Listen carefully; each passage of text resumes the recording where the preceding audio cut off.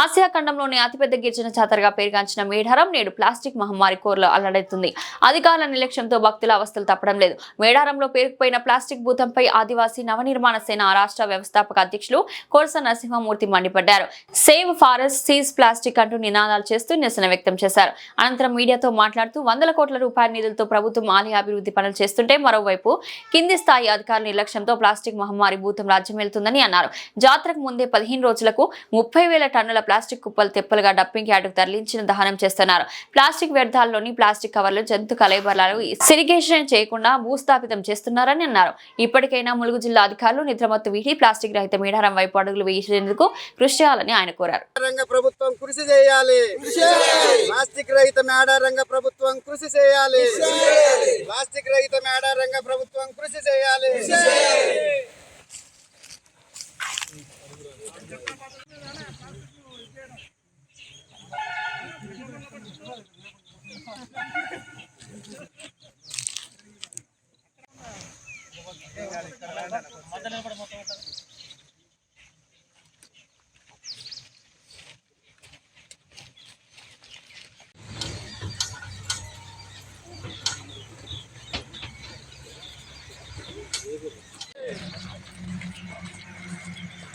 Save Madaram! Save forest! Save Madaram! Save forest! Save Madaram! Save forest! మూర్తి ఆదివాసీ నవనిర్మాణ సేన రాష్ట్ర అధ్యక్షులుగా పనిచేస్తూ ఉన్నా.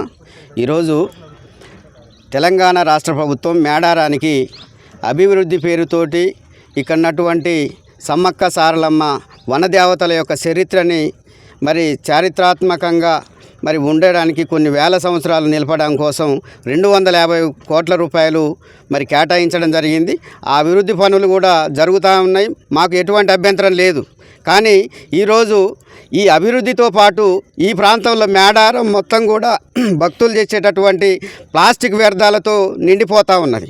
భవిష్యత్తులో ఈ వనదేవతల్ని సందర్శించుకోవడానికి దర్శించుకోవడానికి వచ్చేటటువంటి భక్తులు ఎవరైతే ఉన్నారో వీళ్ళకి ఇక్కడికి వచ్చేటటువంటి మోక్షం కంటే మరి మేడారం వస్తే ఈ వ్యర్థాల వల్ల, ప్లాస్టిక్ వ్యర్థాల వల్ల జరిగేటటువంటి అనార్థాలే అధికంగా ఉంటాయని చెప్పేసి భయపడేటటువంటి పరిస్థితి కూడా మరి ఈరోజు మేడారంలో ఏర్పడ్డది.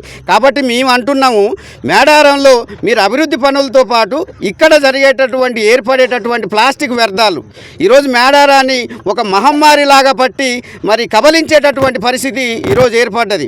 ఈ ప్లాస్టిక్ వ్యర్థాల వల్ల ఈరోజు ఈ పచ్చదనం, పరిశుభ్రత అంతా కూడా అంతమైపోయేటటువంటి పరిస్థితి ఏర్పడ్డది.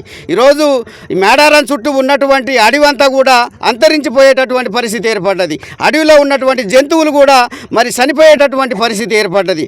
కాబట్టి ప్రభుత్వం దీనిపైన దృష్టి పెట్టాలి.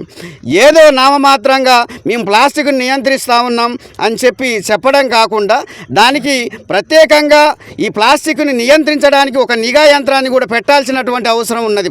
ప్రభుత్వం ప్లాస్టిక్ని ఎవరైనా వాడినట్లయితే వారిపైన మరి ఫైన్లు కట్టించాల్సినటువంటి అవసరం మరి ప్రభుత్వం పైన ఉన్నది.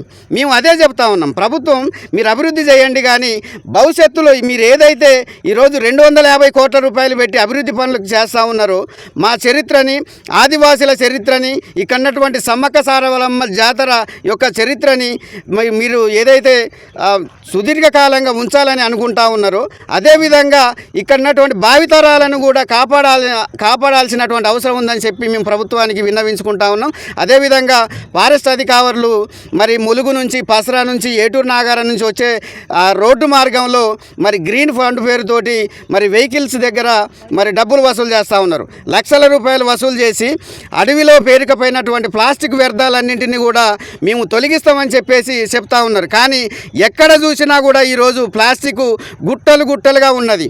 మరి దీనిపైన కూడా ప్రభుత్వం దృష్టి పెట్టాల్సినటువంటి అవసరం ఉన్నది. అదేవిధంగా ఈరోజు మేడారంలో మరి దాదాపు ఈ 15 రోజులలో 30,000 టన్నుల ప్లాస్టిక్ వ్యర్థాలు మరి ఇక్కడ ఏర్పడతా ఉన్నాయి. మరి వీటిని సెగ్రిగేషన్ చేయకుండా అస్తవ్యస్తంగా తెచ్చి మరి ఇక్కడ భూస్థాపితం చేయడం అనేది చేస్తూ ఉన్నారు.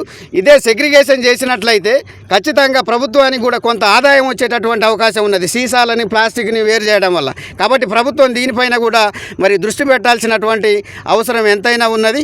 అదేవిధంగా ప్రభుత్వం ఏవైతే మీడియా ఉందో ఈ మీడియా ద్వారా మరి ప్రసార మాధ్యమాల ద్వారా మేడారానికి వచ్చేటటువంటి భక్తులు ఎవరైతే ఉన్నారో మీరంతా కూడా ఈ ప్లాస్టిక్ సంచుల్ని కానీ ప్లాస్టిక్ బ్యాగుల్ని కానీ మీరు వాడవద్దు, న్యాచురల్గా ఉండేటటువంటి జూట్ బ్యాగులు లాంటివి మీరు వాడండి అని చెప్పాల్సినటువంటి అవసరం ఉన్నది. అదేవిధంగా ప్రభుత్వం కూడా మరి స్వయం సహాయక సంఘాలు గ్రూపులు ఏవైతే ఉన్నాయో వాళ్ళకి స్వయం ఉపాధి కల్పిస్తూ ఈ ఏవైతే నేచురల్గా తయారు చేసేటటువంటి జూట్ బ్యాగులు ఉన్నాయో వాటిని తయారు చేపించి మేడారంలో అమ్మే విధంగా చర్యలు తీసుకోవాలని చెప్పి ఈ సందర్భంగా మేము తెలియజేస్తా ఉన్నాం.